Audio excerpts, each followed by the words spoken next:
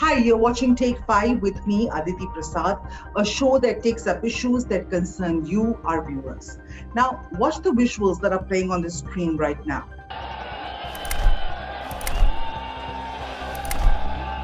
Yes, these are scenes playing out at the annual Kumbh Mela in Haridwar.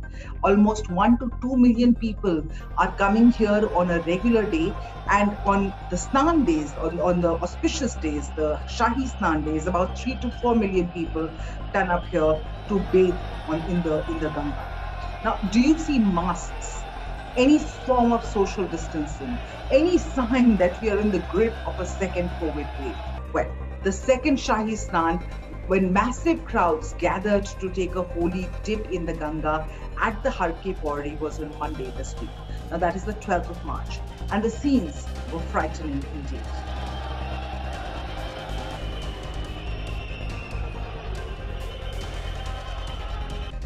On Wednesday, the third Shahi Snan of the season, over 1.35 million devotees took a dip in the Ganga, once again in blatant disregard of the government's COVID-19 protocols.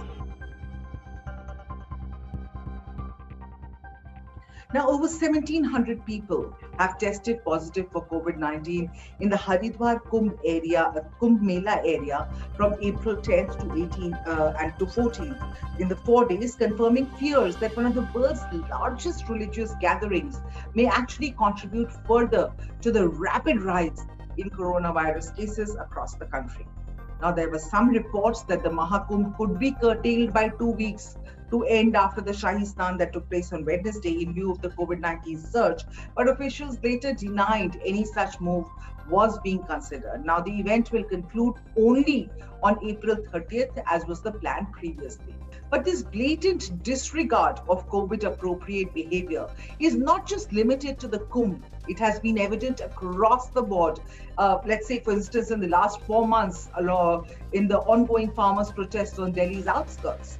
And that, of course, the political rallies, the padyatras across Kerala, Tamil Nadu, Assam, Bengal, and Puducherry, the states that went to polls and actually are still going to polls, counting is scheduled to be held on May 2nd. Now, these potential super spreader events should set off alarm bells for the government, especially at a time when the health infrastructure in metropolitan cities is already creaking due to pressure of rising COVID-19 patients. It's not surprising then to note that West Bengal, Tamil Nadu, Kerala, Assam, the states that have been through the election rigmarole, have actually witnessed a massive spike in coronavirus cases over the last fortnight. Some reports say even 200%, 300% in just 14 days. Now, sure, the Election Commission has been taking more than adequate precautions at polling centers. They're taking temperatures, they are using hand sanitizers, they're even ensuring social distancing by voters. But in contrast, they have completely and utterly failed in stopping the political parties as well as leaders from brazenly flouting COVID-19 or COVID norms at rallies. They're not wearing masks, they're just very closely huddled together, and there are huge crowds at these rallies. Even now, you see netas across BJP, Trinamool, and the United Front Alliance still openly going out and addressing these rallies without masks, without social distancing.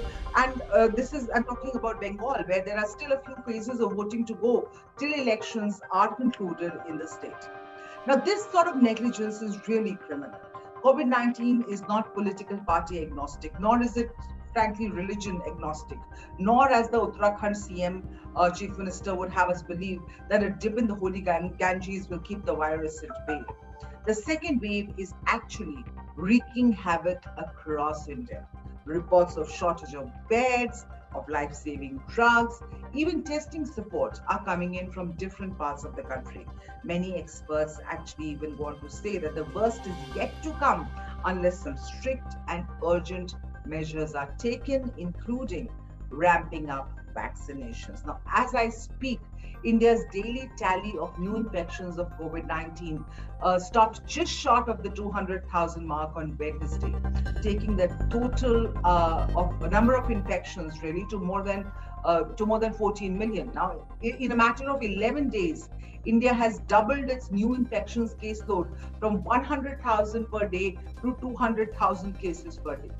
So really, in a deja vu of 2020, Maharashtra, which leads in the number of COVID cases across India, has once again gone into lockdown mode. This is till May 1st. Now, National Capital Delhi has also announced curbs in the face of sharp spike in cases, including a weekend lockdown. Now, some experts, however, believe that these restrictions have come in maybe a little too late when the second wave and the surge in cases is really alarming. Now, mass gatherings, in the same vein, mass gatherings too, whether they are religious or political in nature, needs to end, and they need to end now before it is too late. I'm going to urge all my viewers to please use the comment section below to really, put out the solutions that you have in mind, how we can stop these mass gatherings, what steps we can take where we stay in our local neighborhoods to sort of stop the spread of this very, very deadly virus. We don't even know what form the virus will take from here on. There are mutations, there are various things, and even the vaccines really, it takes a while for a person to get immunity even after the second dose comes in. So really, we all need to be super careful, be safe in your surroundings, and the authorities must end these mass gatherings with immediate effect. Thank you for watching. Stay tuned to Hindustan Times. We'll keep getting you more updates as they come.